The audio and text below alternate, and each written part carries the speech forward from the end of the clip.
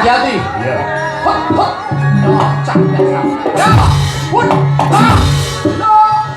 Ha. Oh, ha. Ha.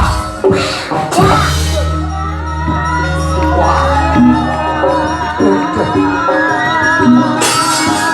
Ho ho ho ho. Wait. Wah.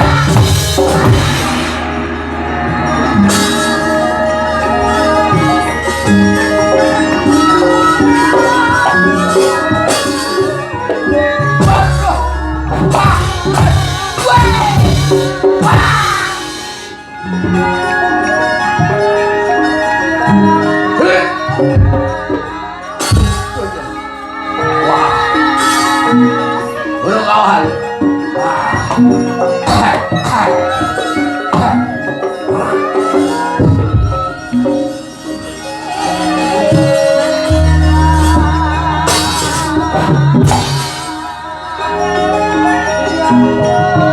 Was, oh,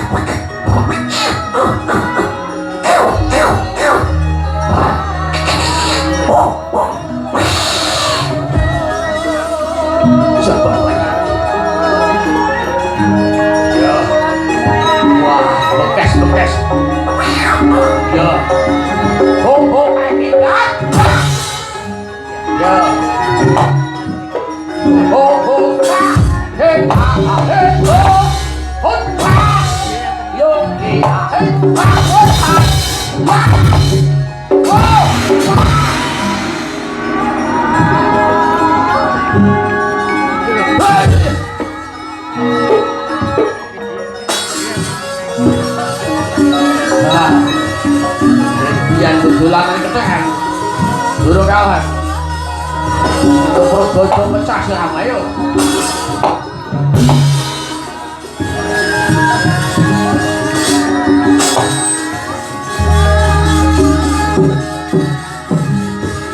Pas. Iya.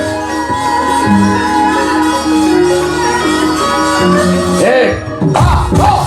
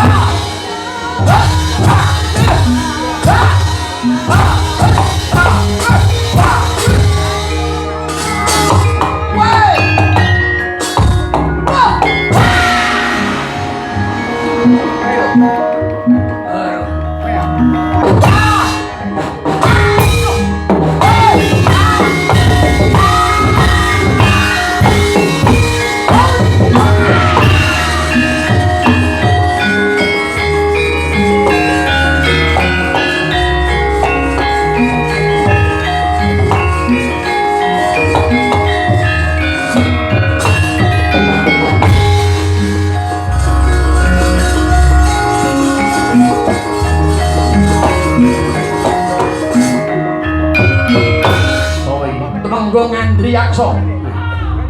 Andriakso iya. Maju ini.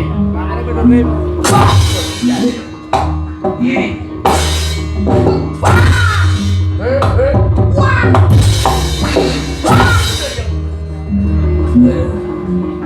Kendari, kendari. Wah. Babi. What?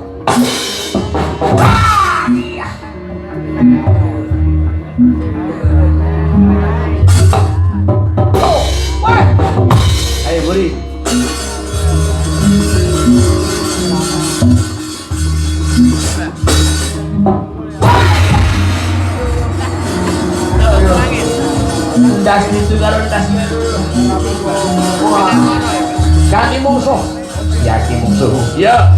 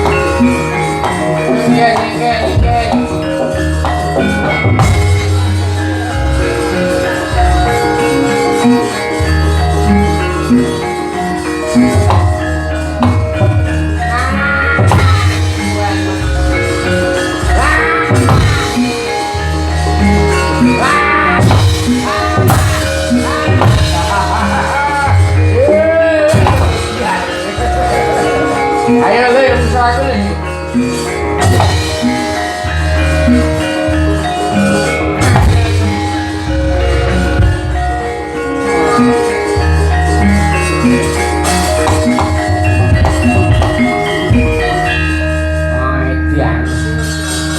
Kowe sap apa? Ora metu sapa iku kiring. Iki prajurit ta iki? Genah nawa. Apa kaya ngene gedang goreng. Saurunge kumlawe tanganku tak takon arep kowe sapa seneng ta? Kowe takon karo aku le. Heeh. Iki pangkat pati ning Praja Mandura. Kowe iki pate. Iya. Waduh Gusti Allah nyuwun ngapura. Japuran kaya lelembut ngono kok pate. Wah, ngece kowe. Patih Praguta celeng. Ora pantes. Jenengmu Patih Praguta celeng ngono.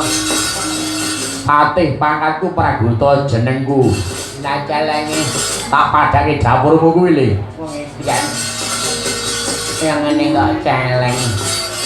Lulusan isi Purwodadi kok celeng. Ngece mas.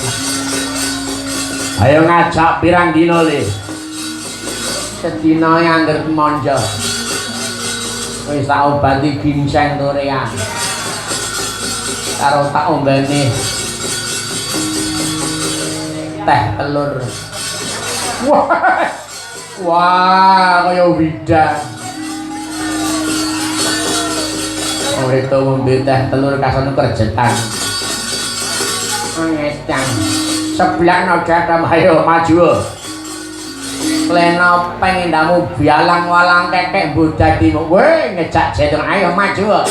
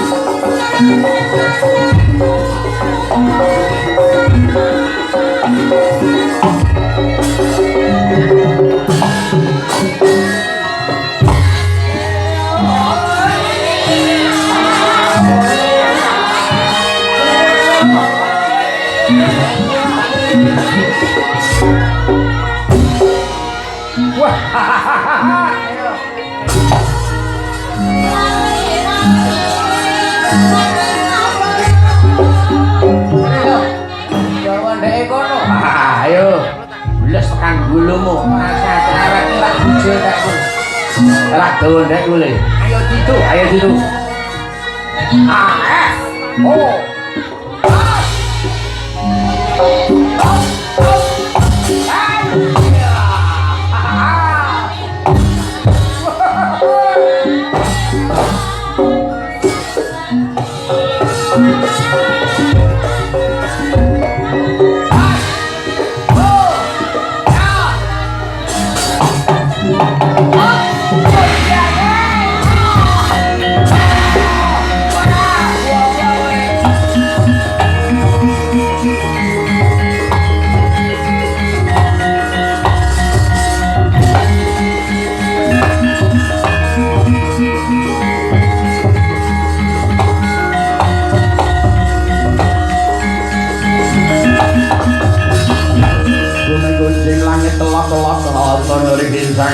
manis pisang mawe kandrung sabarang kadung Guntur Parwoko wonten dawuh penemban padha musak masik barisan saka ndampit Mas bela dalah panjenengan kena gendeng wadya saka Indrawati kang mangkono aja kesuwen kowe sing maju ayo gentenana prajuritmu sing padha kalah kae lah sampean pripun aku wong tuwa iki wenang merintah neng kowe kalah genten aku maju oh ngisraken dawuh sapa mungsuh ayo iki Patih Guntur Parwoko kang dadi musuh wah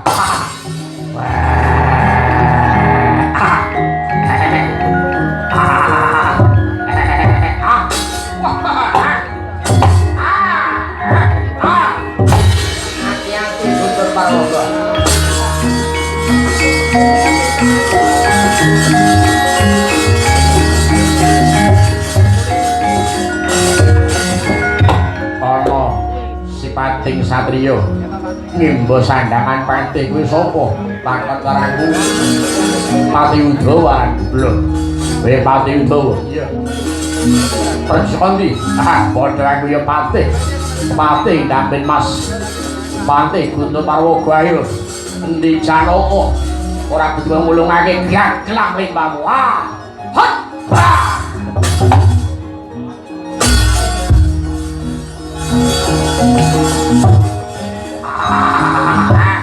ayo ora apa-apa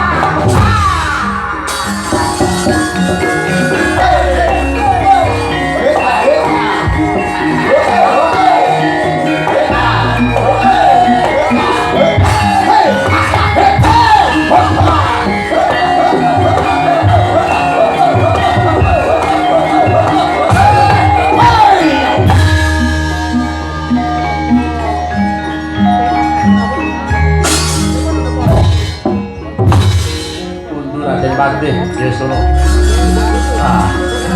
ora ojo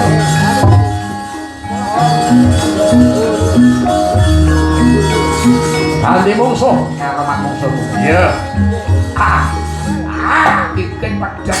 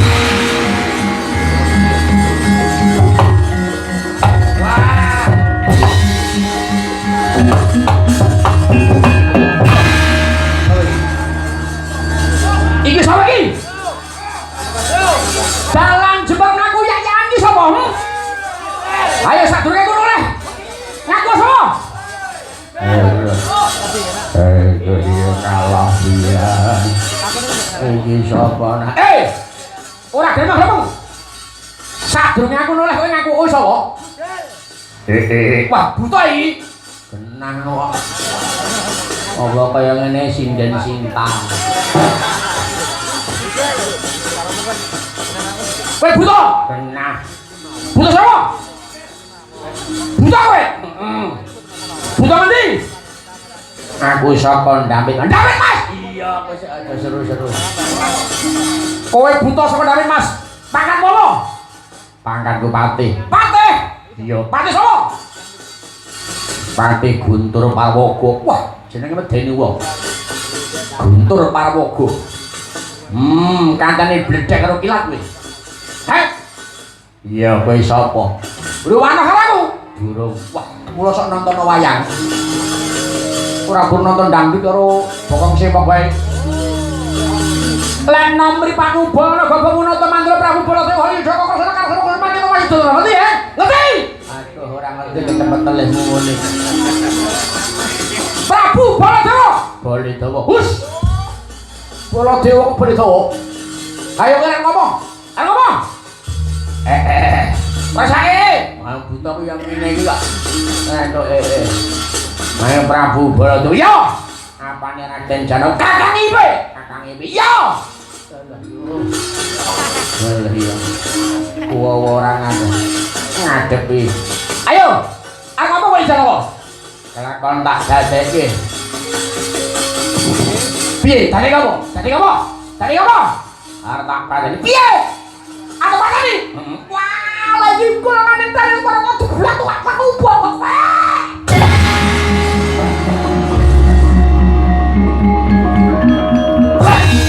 Kamu kurang mau terbaik. Ojo kira gue. Buka sesuatu. Sudah bisa. Ayo terbaik. Balas terus semua. Ini ayo. Bisa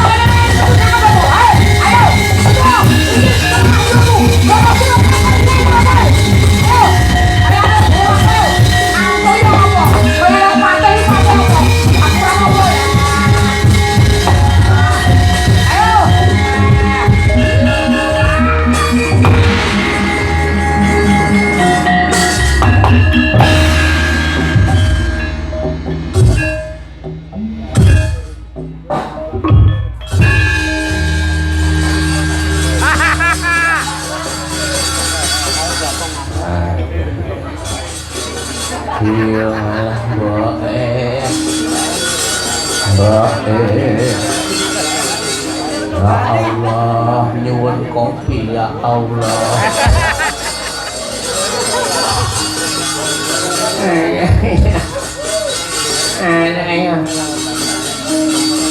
Patih ra cetha.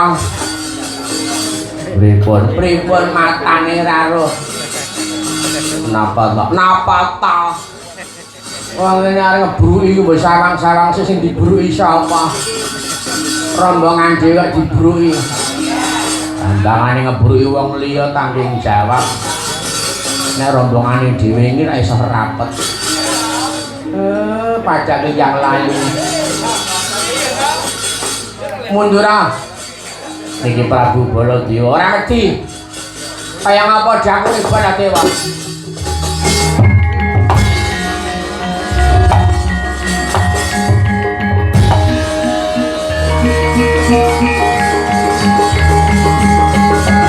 Aku serata jangan aku lagi pakai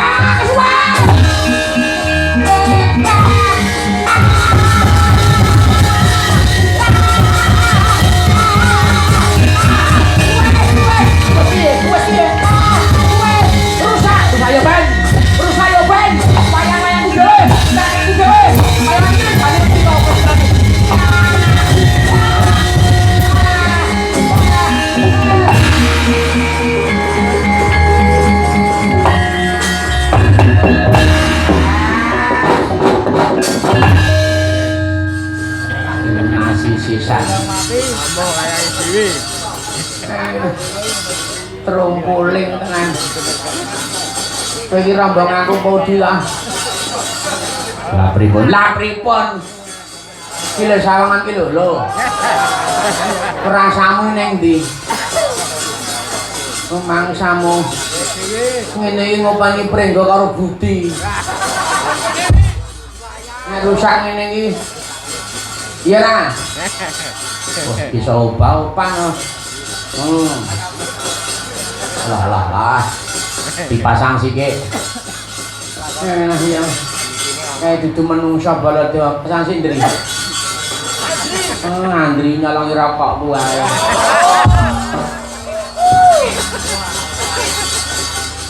Dalang ora betah melek. Ngono ora bisinden. Pripun wis mari. Waduh Prabu Baladewa. Dadi atur saling sinuwun wae.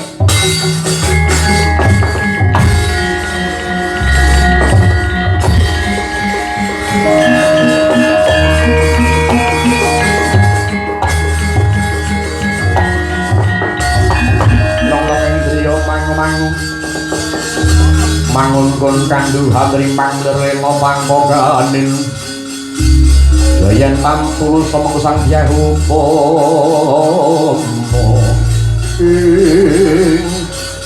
Dawan dana soro piye kabari Gusti Putri Ayu Kencana wungu ngaturkan timasan Dewadya bol sami kasoran yudanipun mengsangkayan madya saking Ndrawati ing kamimbo saking Mandura mantangipun Prabu Baladewa anggegilani Gusti Ayu ya jagat Bendoro ora tak tibani kemat mayan ora bakal rampung kelakon iki mara gage sumingkira penemban tak tandangane dhewe sapa musuh iki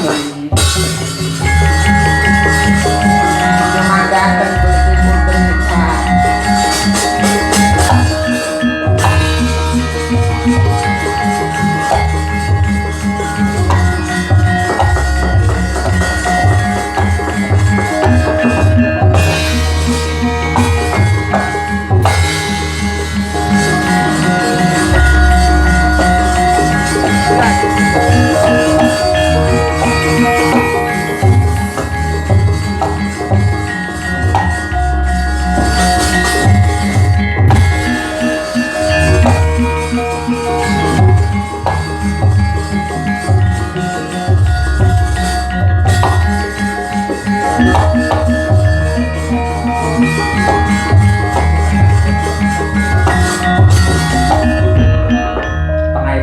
perang wadya sependampit Mas Lumawan Madya Ndrawati iki wong wadon lumaku ning pabaratan suwi Raden piye nang dangu dateng kula menika wingking saking dusun Sumengko inggih Sudi mestani nami kula pun Endang pamikatsih Raden. Endang pamikatsih.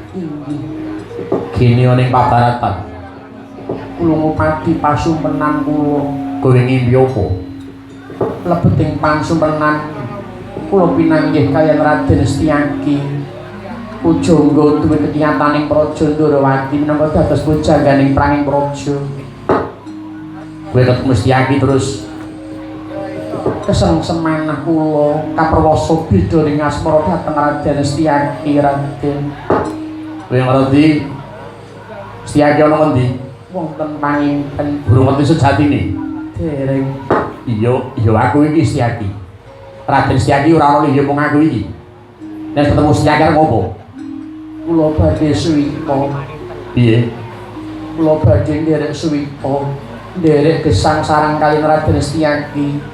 Mapan wonten swala bumi boten ketang dipun dadosaken juru bubut suket kula nderek Raden. Wah. Tenane. Kowe harus tuker Raden Setyaki tenane. Saestu. Ora goro. Boten. Aku wis duwe bojo. Kula dipun kalih inggih purun. Kowe tak dadekke nomor 2. Nggih. Kawayuh gelem. Lair batos Raden. Wah. Lakon opo iki? Ana ing pabaratan kok sipating Wanodya sing gandrung kabar nek rupane ora elek, rupane ayu kaya widodari. Ning tenan ora goro to? Nggih. Nek kowe dadi bojoku, dadi bojo simpenan rak gelem to. Nuwun mawon. Iya. Wah. Arep iki. Kowe engko tak wenehke omah bareng yo. Mergo bojoku sing tuwek ning kurung yo. Sendika. Wah. Kaya cah Banyuwangi. Wong ayu, ayo tamban tak pondong turun keberatan siang iki yang dadamu wis siang.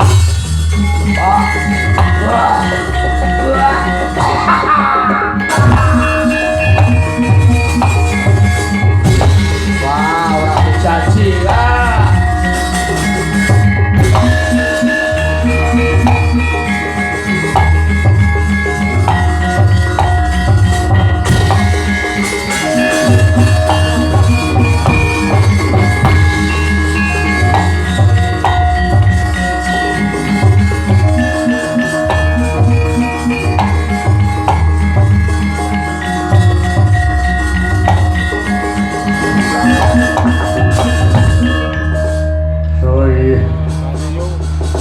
Isa wae. Kulo ora iya no. Wah ayune ngene iso. Kulo wingking saking telatah dusun Boloh. Prapun wonten kayen kidul. Kayen nggih. Jenengmu sapa? Nami kula Widayanti. Wida. Melat niku enten apa? Kang gare nyawang bathuke nono ngono iki pikirane kok wis wae. Tanggane wae ning deler. Wida. Anggene arep ngopo? Ngupati pasumpenan kula kowe ngimpi apa? Wonten sudung kula kayen kidul kula kerawang sipating satriya ngaken dados pemantih wonten ing Ndrawati Patih Udawa. Rumaos kraos salit nyuwun gandan kalian kula njaluk kinang. Nggih. Sasampunipun kula aturaken gandanipun namung Raden Udawa mboten purun nampi. Sebabe kinen mamahaken rumiyin. Kon mamah sisan kinang. Nggih. Sareng kula mamahaken kula aturaken mawi asta namung Raden Udawa mboten purun nampi. Sebab apa? Anggenipun ngaturaken mboten kenging mawi asta. Lah nggo apa? Ngagem lati sami lati. Sasampunipun lati kula aturaken Raden dipun gigit manah. Wajib kula ngantos gigit manah kula. Kuwi Patih Udawa nyokot lambene Wida. Aduh. Yo ngalah, srikalah. Tenang ora iki. Saestu. Riwah nyepakaken lajeng wonten pethak ing Surya wonten tulinging jago kluru petandane sampun gagat enjang. Ngantos bingung manah kula. Badhe ngopati tulungipun Raden Patih Udawa. Udawa iki aku iki. Aduh, iya. Udawa iki aku. Ya kok kepanggih ing Lupati. Lah iya. Walah. Wida, witing tenan ta kowe tresna karo aku. Lare batos. Sita karo aku lambarane tresna. Aku ora duwe bondo. Kula mboten betah bondo. Aku rupaku elek, kula mboten betah rupa. Waton purun melet pun manem lawas. Nane lho. Saestu. Wah, kok ayu dhewe. Wah, ayu. Bocah desa, bocah desa. Wah, iya tenan. Wah. Ning wene omah iki ndi bojo apa? Dereng kula mben sampun ati gadah bojo. Terus kula pisah. Lah megat kowe apa bojomu? Kula ing megat. Sebab apa? Sababipun mboten nerno ati kula, dipun sakit manah kula. Oh ngono. Nggih. Wah. Dasaripun kirang ageng ya. Kurang diapani. Kirang ageng tresnani kaliyan. Oh. Iya. Iya golek kaya aku ngene iki ra iya. Inji. Wah, tenan. Aku anggap bojo ya gelem, anggap adimu ya gelem. Sembahmu. Ngampun-ngampun Kanthi Raden Udawa kula gadah putra setunggal. Ora apa-apa. Apa anakmu 5 kok tak openi iso. Apa ngalahan ngentekke kayane pegawai negeri sebulan ora bakal entek. Sembah. Sumpah ngabuk iku iya tak tomo Pak Bong. Wah. Aduh mbokmu njaluk pangapura.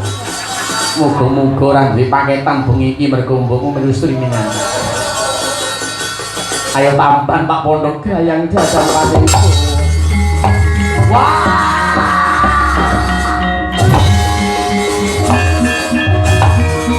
Wah, orang berjanji.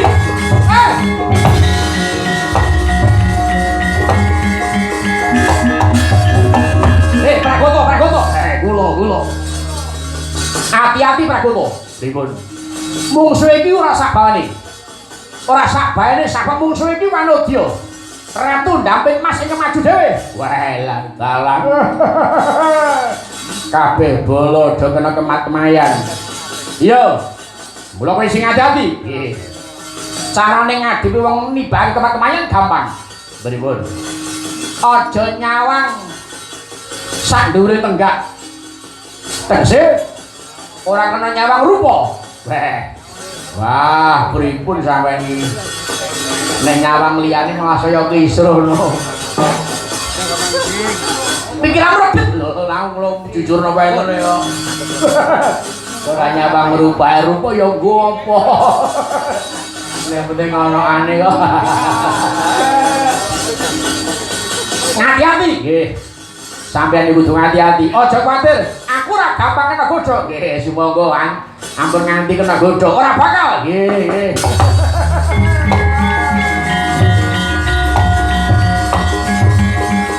Wah.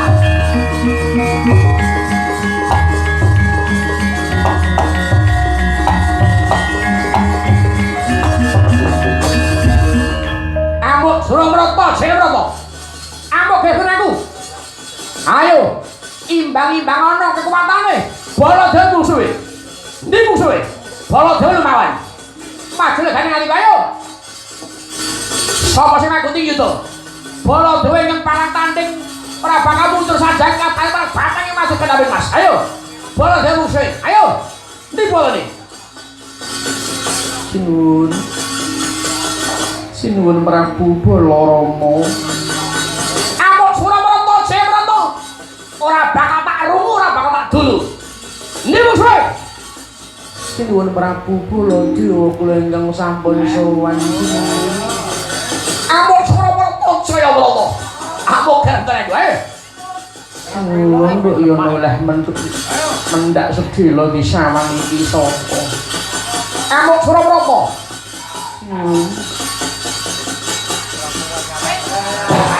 Ayo. Maju asa musuhe. Tobat kok yo ndadak ngono barang ya ngono. Wah. Ayo sama musuhe. Nuwun. Nggih. Nggih. Kok yo ngono rasan bengok-bengok.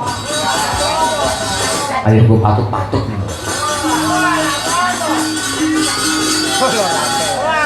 Iya piye. Mbok keparang ngreksa sugeng kula gesang kula. Wis apa? Nami kula Utsa.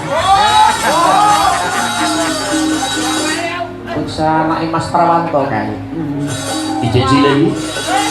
Kula pun diwasa sakmenika. Wah. Nek apa nduk? Kula swita Madura Sinuwun Prabu Baladewa. Kowe nek ketemu aku ki aja ning kene. Ora bocah pirang-pirang ayo isin aku.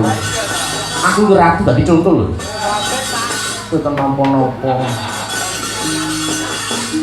Maaf yo, aku ora nyawang kowe. Boten napa-napa. Ayo aku sama tadi musuhe. Ayo Rino. Ora usah bengok-bengok yen ben ketok bangkutmu. Ya kowe pengen diopeni karo Baladewa. Wah iya. Muga-muga Praguta ngantuk. Muga-muga Praguta turu. Piye sing ora kuat aku nyawang sulah nyawadan aku cahayu. Wah, besok goglo hatiku. Ayo tampan tak pondok wae. Brayang-brayang Prabu. Ayo.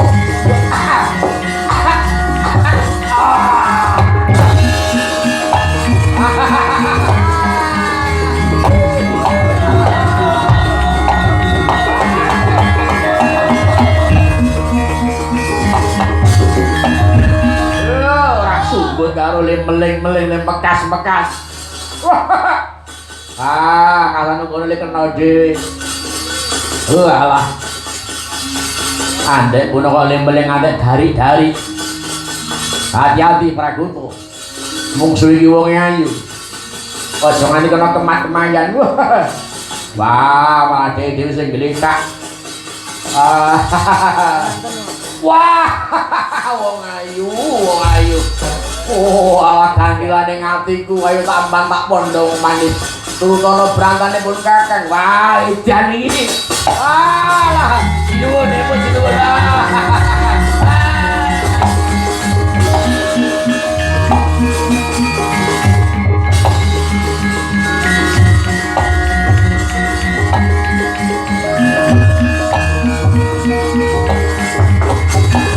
Long-longen driya mangu-mangu. Manguntun kandu hamring manglur leno pangpokanin. Yen tangtusa mengkusang dia hukum. Anoman wonten dawuh. Ora baen-baen ratu ndampit masiki mekaten iya.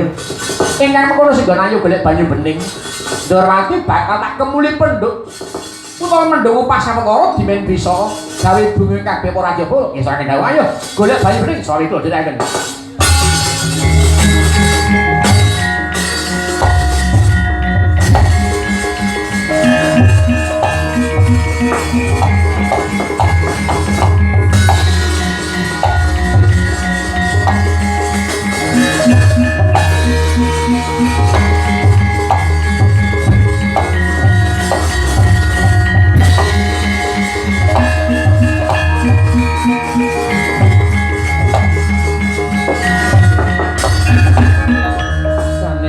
Kados pundi Gusti Putri sawetara mundur ya Daneswara sinuwun Prabu Kresna ora lanang ketitik ngempake mendhung pas kang ngliputi Praja Ndrawati wangune dheweke bakal golek srayang Daneswara mangga dipun entosi mawon sanggrah sawetara Daneswara.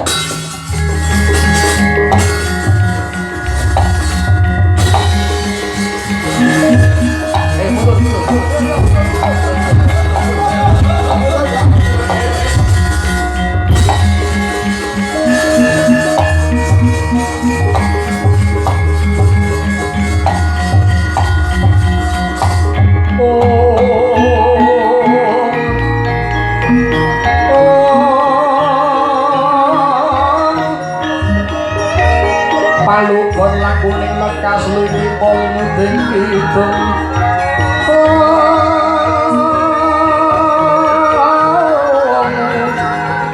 Kajung kadereng hamompong manggon manah rahai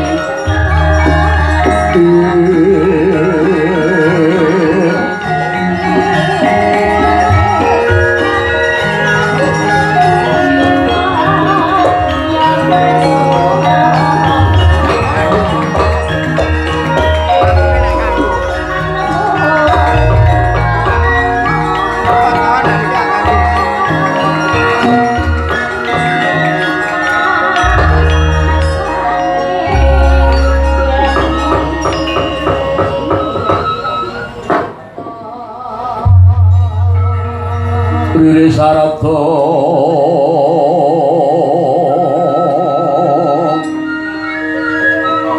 pawonuting ranu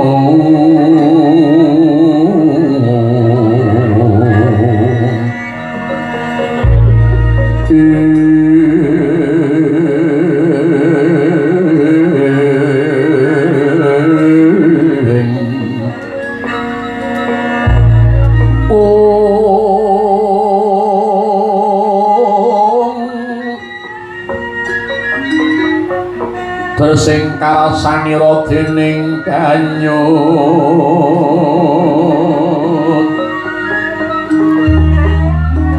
manis elingira Gusti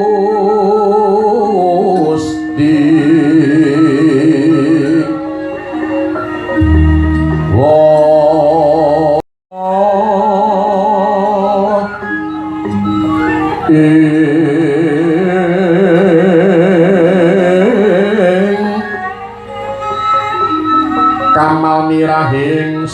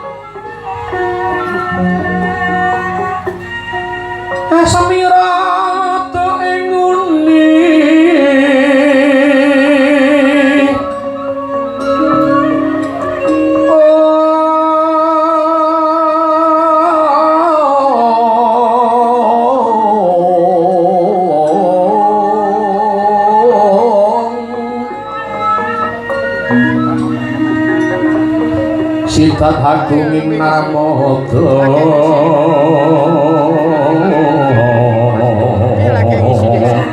lagi desa nek gak apa-apa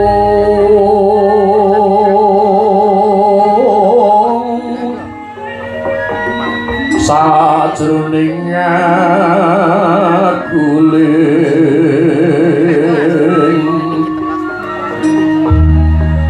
pangucapen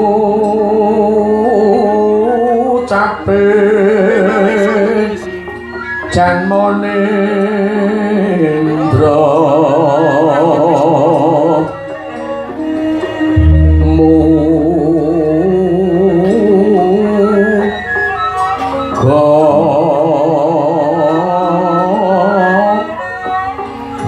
tansah dadya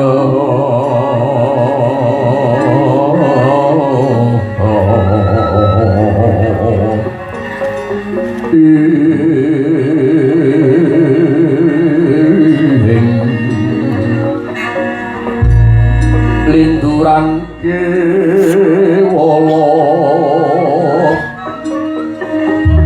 rasa kang asung usada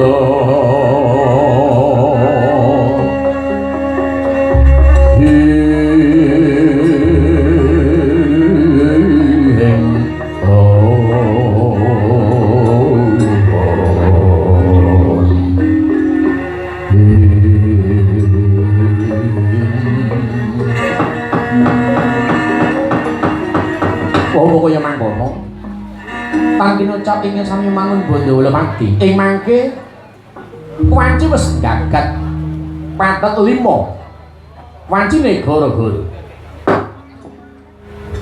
sang saya daluhara sabira kang lintang gumedhap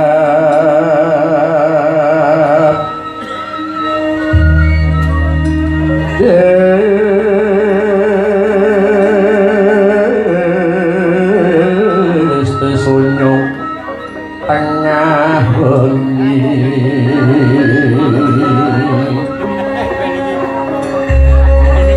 lumrang gandaning pus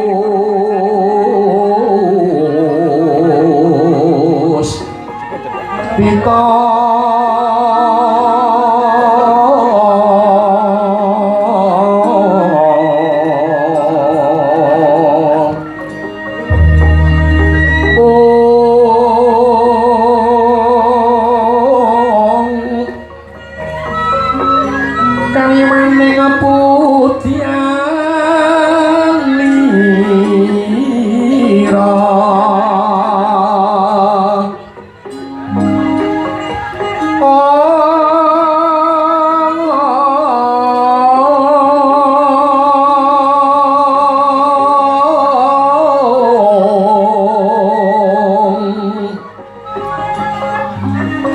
Sang Wijawara ambreng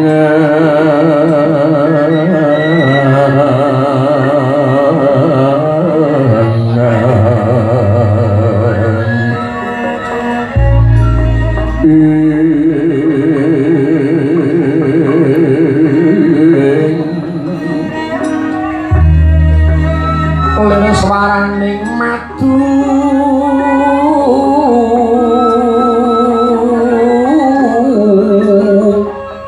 brangpa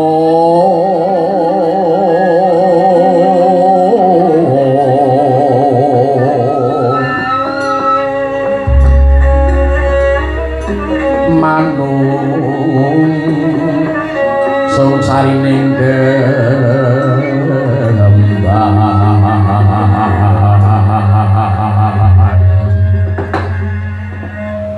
witing klapa calaka ing aswara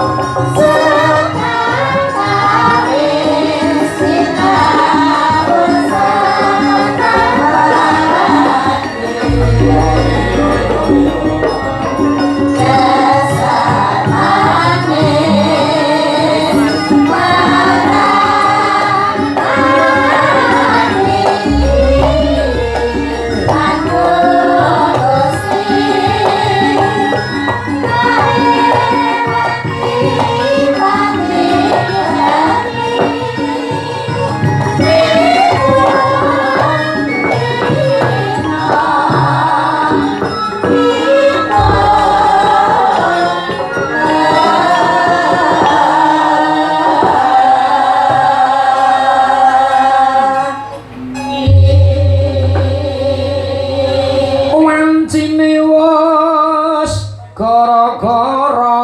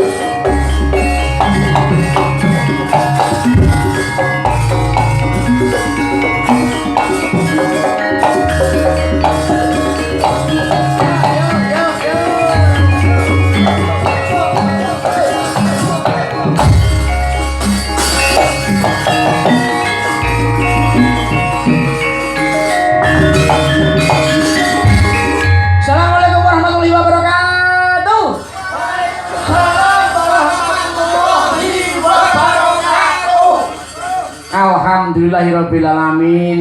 Wassalatu wassalamu ala asrafil anbiya'i wa mursalin wa ala alihi wa ashabihi ajmain amma ba'du.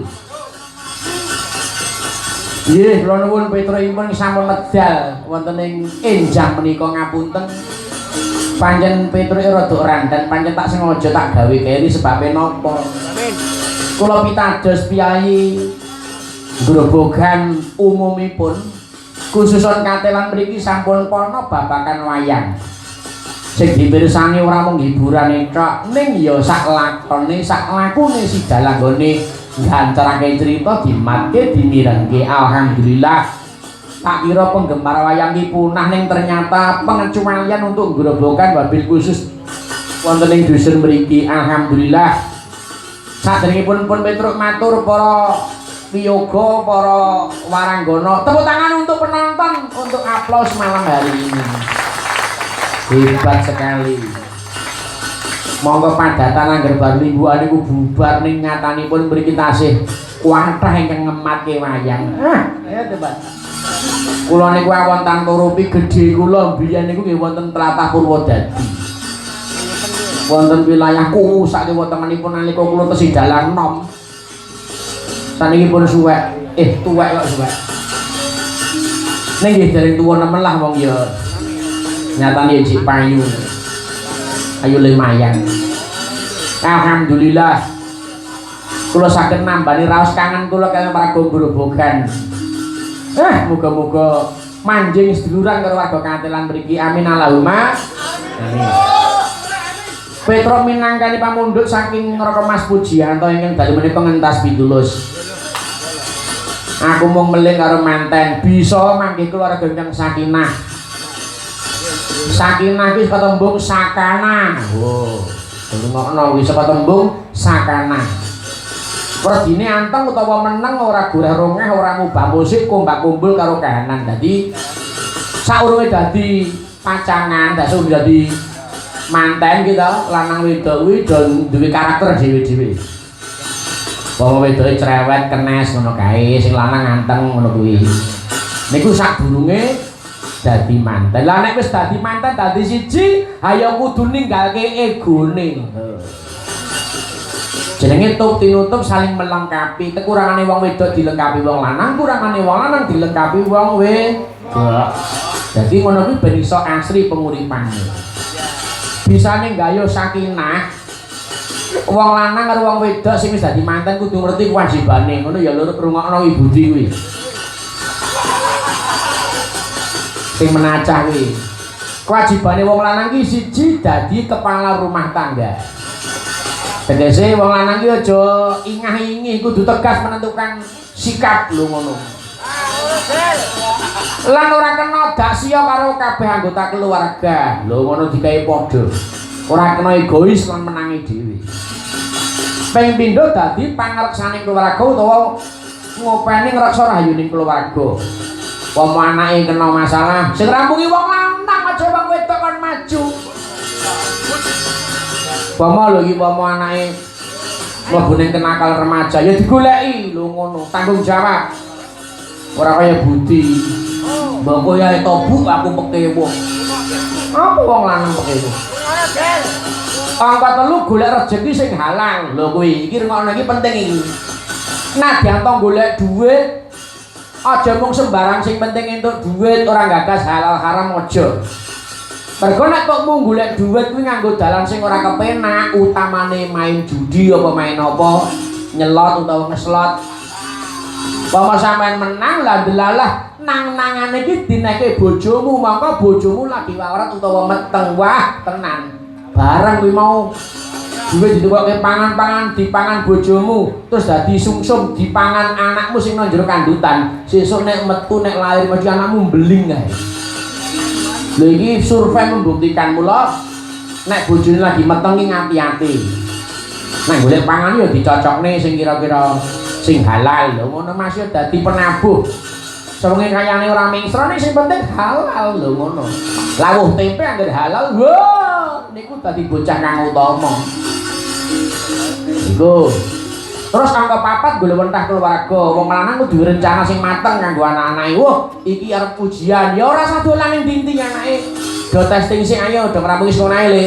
Lah engko liburan duwe rencana mergo nggon agama ki ya sing jenenge liburan ki ya dianjurkan utawa ana piwulange. Dadi wong wedok ya aja komo ning omah tok, ayo dijak pesta ning ayo ning Bali Bu. Oh. Ayo ning Surabaya, ayo ning Taman Mini lho. Men seneng keluargane. Aja util-util, dijit aja util-util. Terus ingkang angka 5 bisa ndudak kabisane keluarga tegese potensi rumah tangga iki digali. Anake iki siji cilik iki senenge apa dionceki digoleki. Upama anake wedok nyekeli mic, wah iki sampe dadi penyanyi iki lho. Ora usah tidur-tidur. Ning sing positif upama anake iso lanang iso senenge bal-balan, adik sekolah ke bola lho ngono. Ning sing positif ya, Cak. Aja kok peh, wah anakku senengane nyekel linggis wae, sesuk dadi maling, ora kena.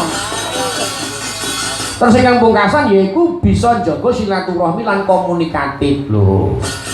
Kuwi kewajibane wong lanang. Lah saiki genti kewajibane wong wedok sing wis omah-omah. Rungokno para ibu-ibu arek ngene iki rungokno. Kewajibane wong wedok nalikane dadi sipating pawestri bojone wong. Yang paling penting dan terpenting adalah menjadikan rumah itu menjadi surga bagi suami. Ini penting. Jadi piye to wong wedok sing iso ngladeni wong lanang iso ngapokke wong lanang iki bicarane digoleki. Mergo wis tak aturake to, kepuasan tertinggi dari seorang laki-laki adalah perempuan yang sesuai dengan karakternya lho. Ini kepuasan tertinggi. Nek wong wedok beda, bondo niku wong wedok. Nek wong wedok ora mikir bondo, alah telek. Gumblis ya. Wong lanang iki tenan anggere wong wedok ning omah iso ngerti karaktere, ngerti karepe wong lanang ora bakal menggo dalan. Nggih napa nggih?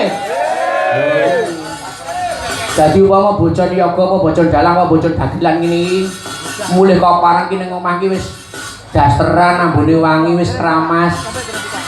Abape ya wangi. Mulih ngene kesel ning. Piye Pakmu kabare sehat Bu? Gayeng mambengi gayeng. Wah. Resep kayak di sawang, wah nyenengke. Aku rada masuk angin Bu, kerok ono, waduh Pak bal semintek. Anggo lengopet larang Pak saiki. Godhongno wedang, waduh Pak gas entek. Ya sanu kelono ae. Angger guyu iku mesti tau praktek iki. Wong nek wis keturutan wong lanang ngono kuwi eleh wis nguduk kaya wong wedok iki. Parono siap lho. Beda anggere wong lanang koparan kesel mulih. Nek wedok nang omah iki isi glupur kae. Tangi turu setepen. Ababe kecing. Gek mung dasteran pilingane dikeki koyo ambune lenga padha. Wong lanang iki trimo dolan mancing. Kira apa iya. Kuwi aja kaya Bu Sinta kae. Angger bojone mulih wis capeng ning arep lawang. Mana duite? Ah setar. Nah, kamu semene. Ayo kumule dibuka. Duite jelek goblok. Nah, kuwi ra kena. Dadi wong iso ngapokke wong lanang iki bicarane iki terserah wong wedok. Wis dadi bojo iki dune ngerti karaktere nggih ta? Loro siap nampa unek-uneke wong lanang. Dadi nek susah ngoten niku digoleki sing apa to Mas kok susah. Capek to Mas, ini tak peteki. Lho, dipijeti. Mas, bajuke tak copote ganti baju sing anyar. Siram sik ya Mas, siram sik ya. Banyu anget wis tak godhokne. Lho, ngono kuwi. Kuwi lho wis. Jar apa Mas, monggo. Mam sambal gorengnya tak gaweke lho. Jangan loncon Mas, monggo lho. Unjuke apa? Teh dilarke teh. Oh. Kopi dilarke kopi. Ngersaki susu Mas, ya dilarke susu. Oh. Seger. Bang lanang mulai tekan mangar lawang sing wedok cik.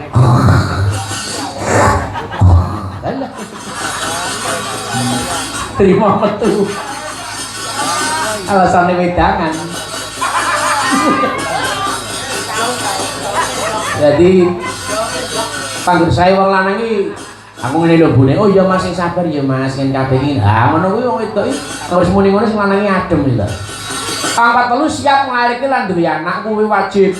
Ora wanita berprofesi, ora wanita rumah tangga kabeh hukume wajib kanggo duwe anak lho ngono. Aja pas sinden lagi payu-payune.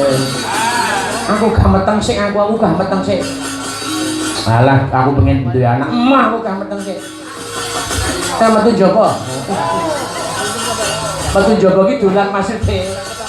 Dolan-dolan ngono lho. Wih. Nah, jatuh wanita karir ndak boleh, harus ada waktu untuk punya anak lho ngono. Kaya widah barang iki aja kesuwen nek tandi anak. Nah, jatuh nang dewa mana sebenarnya anak.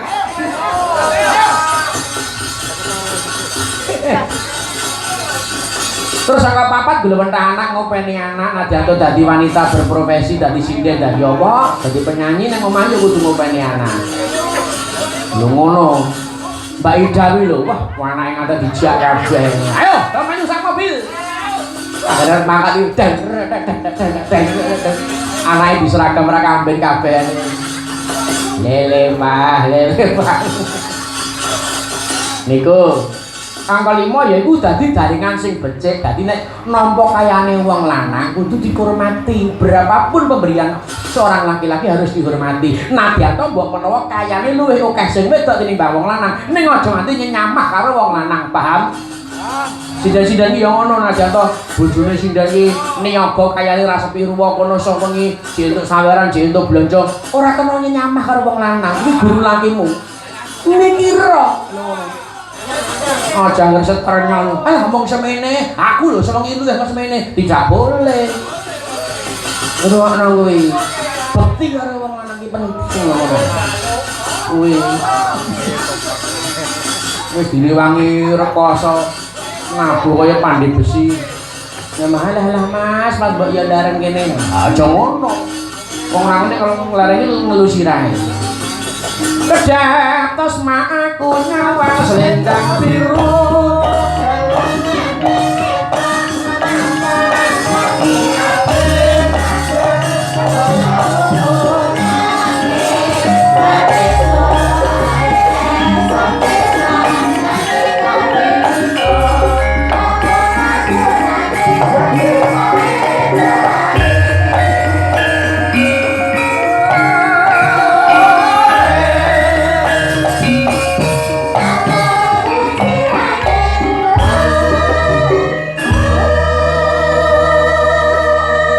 Nyuwun sewantene Mbak Widayanti. Ayo Kakak. Ayo Kakak. Ibu. Bu Wida maksudnya. Tak celuk Mbak ya kenomen. Itu Bu. Nano.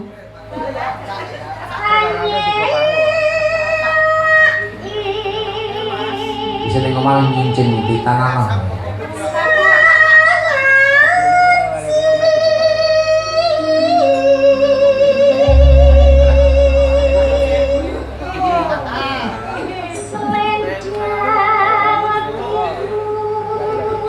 Kancaku di Celebu.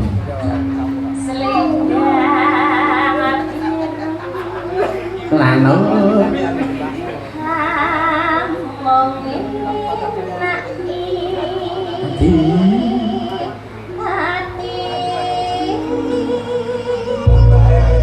Kedaling lagi ki rate ombone kok suarane metu lho nek. Angel lho golek penyidang ngono. Ngambene kita ora muni, ra metu kok metu lho nek. Ora mana kok iso metu lah angel lho kuwi. Nggonku tanggoku ki dolong arek oblah-oblah ora metu-metu. Lah Mbak. Sesuk mulih Solo apa mulih Kayen Mbak? Alah, mantuk Boyolali. Weh, salah. Salah. Kuwi nyaran sajake. Tenggone Pak Dilu kuwi to. Kene Om. Om lu. Yes. Nano.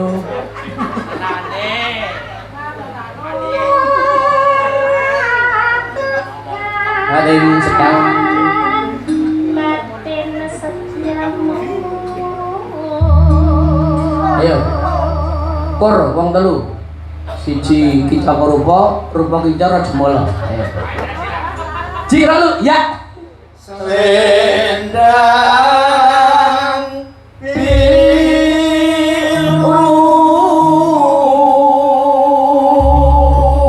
Kira katanya kalau sudah nggak saya entak awal. Sian ya Mbah Kangkung. Yang ditinggalane mung suling. Rasa ulone sisan aja. Yo. Nano. Tatapono janjimu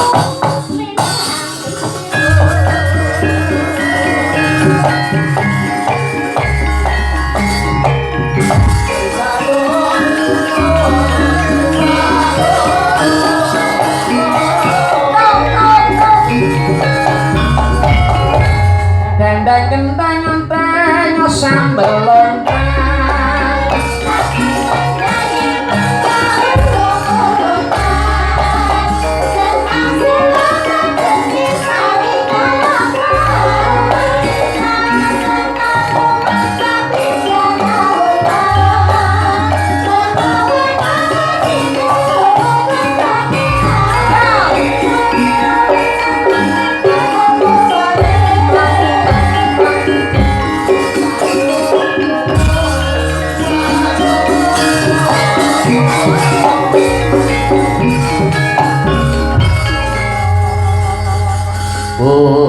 Pujiku muga langgeng.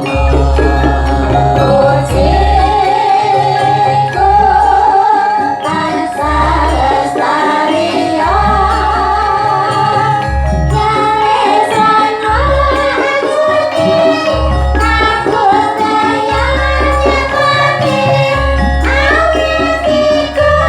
ketinggalan tanggal 1 Juni iki barengi karo hari kelahiran Pancasila. Iki wajib dipepetri, wajib diuri-uri lan diamalke dileksanake merga disintegrasi bangsa iki saya ndodra saya menjila. Ngono ya. Masalah sithik wis digedhek-gedhekke dadi masalah sing gedhe nganti iso ngotak-ngotakke warga masyarakat nganti padha memungsuhan naudzubillahi min dzalik. Aja nganti kelakon ya, Kok. Mula momen hari lahirnya Pancasila 1 Juni sing mau awan padha ditindakake iki dadi momen bangkitnya persatuan Indonesia, kesatuan Indonesia sesuai dengan nilai-nilai yang ada dalam Pancasila tersebut. Ya. Ayo coba kanggo ngapalke Pancasila saiki do hafal ora para ibu-ibu Warandana kuwi. Ayo. Tangan kanan kepalkan ke atas, tangan kiri megang mic. Mic dihadapkan ke mulut. Ayo kita mulai bacakan Pancasila secara tegas bahwasanya kita adalah orang-orang pribumi dengan semboyan NKRI harga mati. Ayo. Siap? Tak abani kok kene sing banter sing seru, sing semangat. Siji, loro, telu, ya. Pancasila, satu, kedua.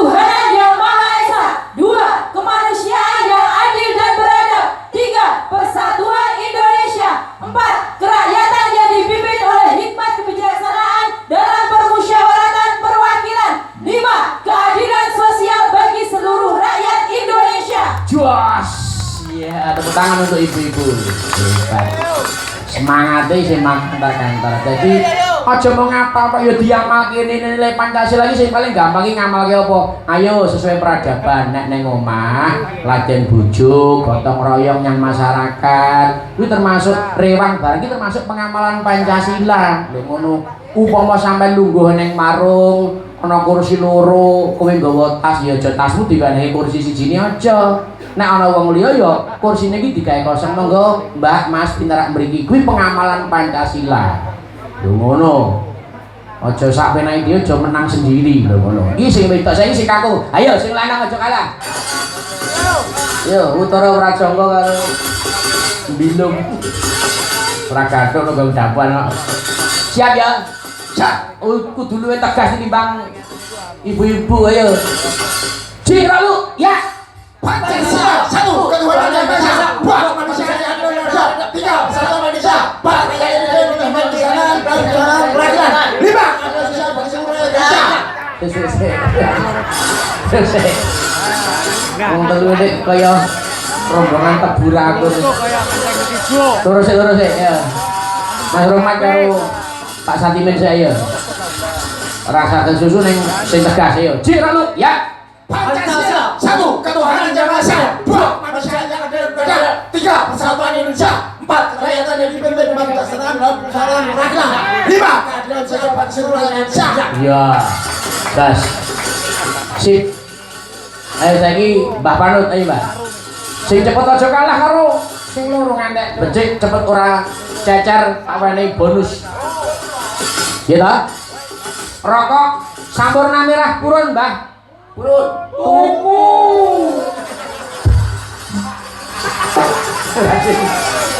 Siap ya? Ayo, 1, 2, 3, ya. Pancasila, satu ketuhanan yang maha esa, dua kemanusiaan yang adil dan beradab, tiga persatuan Indonesia, empat kerakyatan yang dipimpin oleh hikmat kebijaksanaan dalam perusahaan peradilan, lima keadilan sosial bagi seluruh Indonesia. Ya. Ya apa ini kurang cepet Mbak? Cepet gini ayo. Ayo rokok kok. Cira lu, ya. Pancasila, satu ketuhanan yang adil. Ini lagi 6 nih. Wes. Rene untu bahaya. Iya. Bikinnya lagi. Iki mau mung kanggo ora kok melecehkan orang ini mung kanggo nyemangatke warga, utamane warga Bago Grup sing padha rawuh utawa sowan dina iki. Ayo. Mas Gareng, pinak mriki Mas? Walang kekek. Walange kat.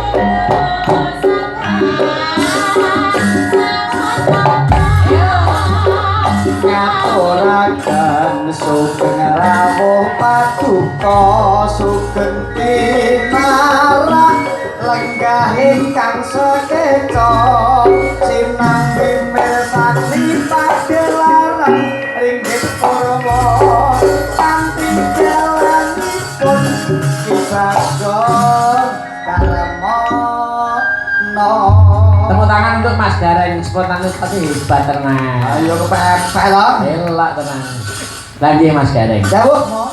Penonton mriki luar biasa nggih. Estu luar biasa. Wah, jen. Monggo Kiai Boloh Mengetang, Boloh Mengulon Walik Boloh Mengetang, Boloh Mengulon niku Nggih. pecinta wayang barometernya Purwodadi nggih teng mriki. Leres. Estu. Wong nonton wayang niku mboten mung golek gayang ning kena kanggo nayuh rejeki Mas. Terus Nggih jroning nonton wayang wonten penyuwunan karo melek wungon. Ya Allah muga-muga penguripanku luwih becik tinimbang sing wis tak lakoni. amin. Ya.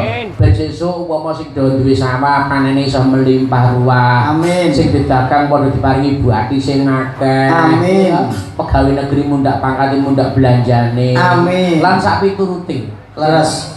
Anut dawuh kitab suci nggen kula rasuk mong. Pripun? Dalam sepertiga malam itu doa-doa dijabah Gusti Allah. Betul. Mongko niki pun ngancik pancikipun setengah kalih meh jam kalih niku kalebet sepertiganing malam. Nggih. Monggo sareng-sareng memuji dedonga ngarsaning Gusti. Muga sedaya warga ing sami rawuh malikinipun keluarga Bapak Pujianto pinaringan panjang yuswa. Cinaketing bagya mulya tinebih saking memala. Kabul apa sing dadi panggonta satmah keluarga ayem tentrem manggih bagya mulya. Amin Allahumma amin. Tak dongakno sing lara keenggal mari, sing ndritang iso nglunasi, sing prawan sing Joko ndang do rabi, sing duwe bayaran muga-muga mundak gaji, sing tuwa-tuwa gek ndang do munggah haji. Amin. Amin amin amin amin ya rabbal alamin.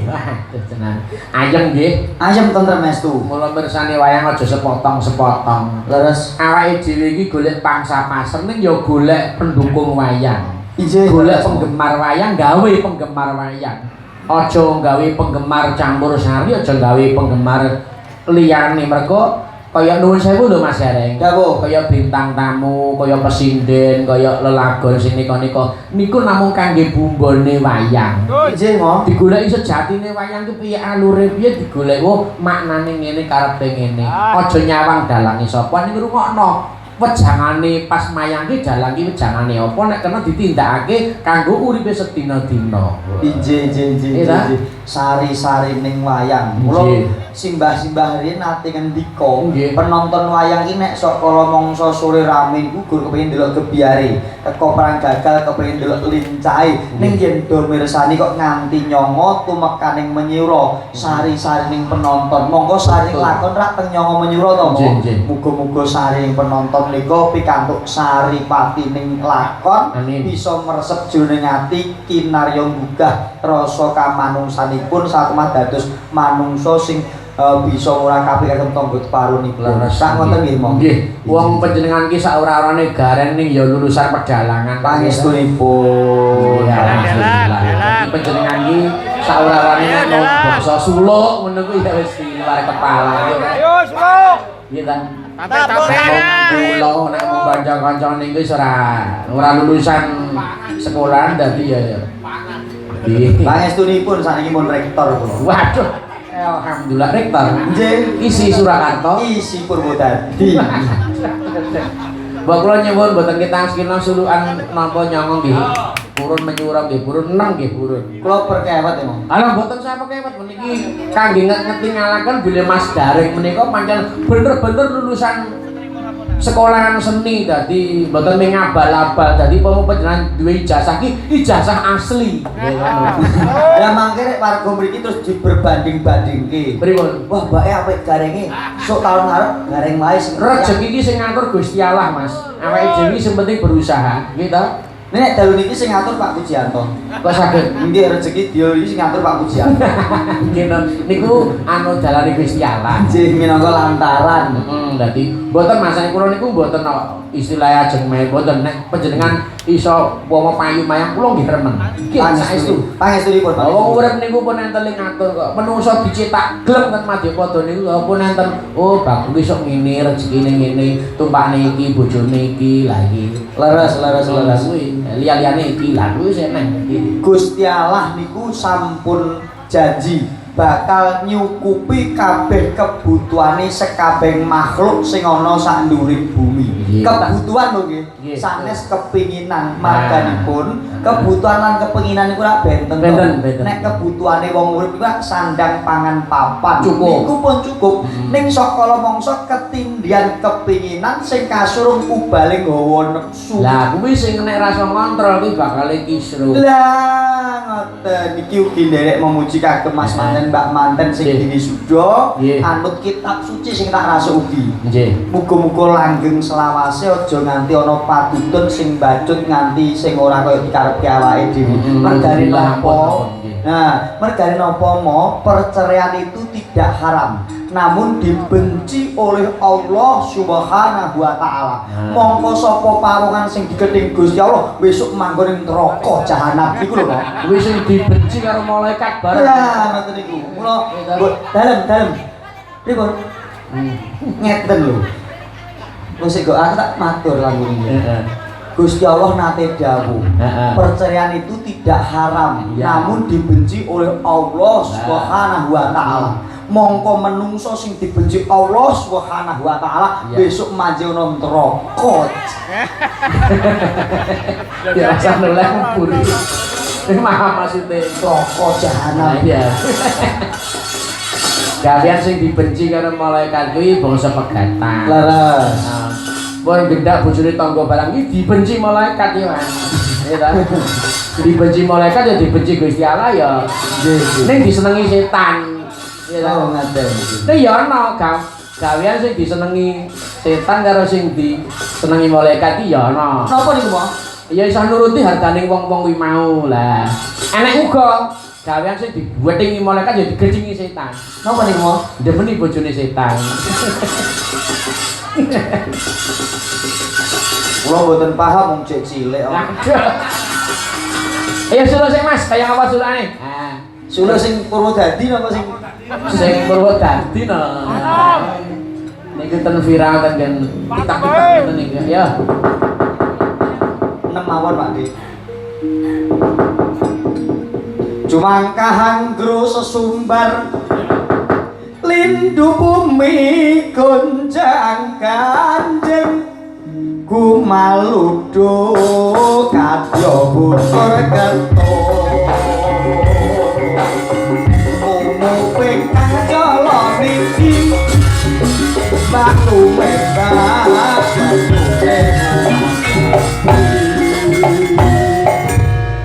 Sang Wisnu Bathara arsa hang lebur bumi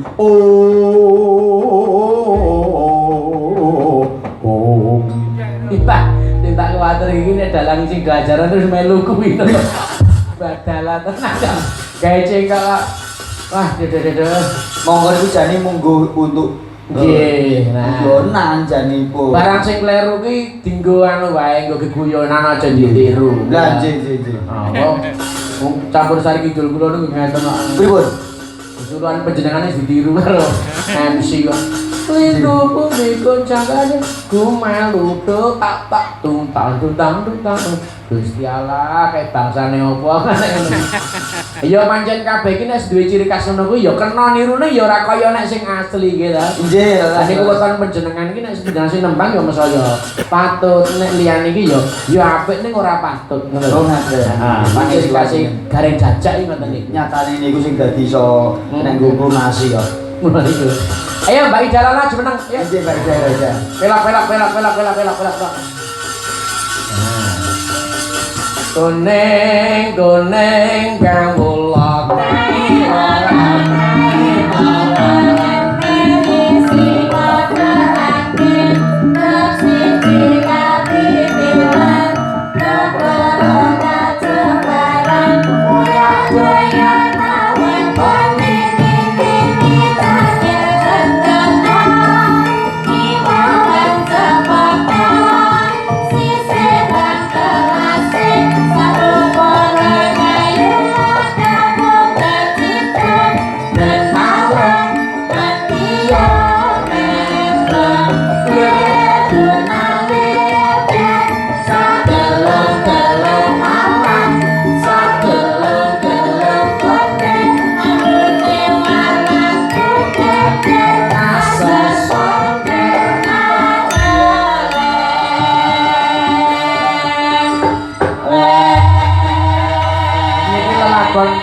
kuning zaman kula niku iji umur 5 tahun 10 tahun Mas. kula blas dereng ngertos niku Nggih.